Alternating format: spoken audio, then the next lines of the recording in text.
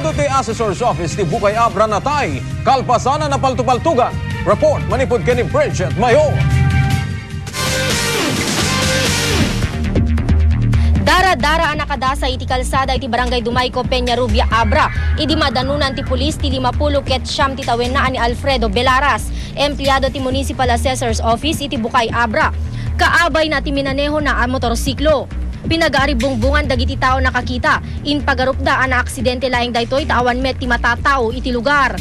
Iti panag-imbestigar ti pulis, dua atama ti bala ti paltog iti ulo ti insigida nga inpatay ti biktima. So adapay lang di motor ijay abay na. So tigat nga asawan habang nga magmang na dito pinaltuugan dalatan. Nakamotor dito nga pinaltuugan da. Tadjay dara ket adapay lang iti isten ijay kalsada ma'am. Naggapo iti opisina ti DNR ni Belaras ang nagpapirma ti papeles para iti housing project ti LGU Bukay idi Kalman ti Malem.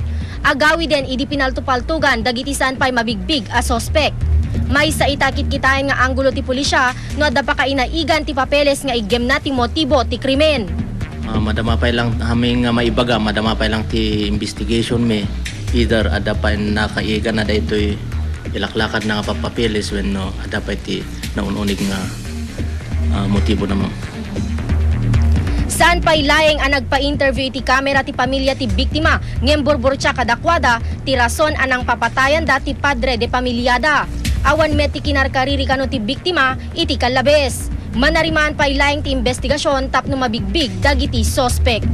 Bridget Mayor, Balitang Ilocano.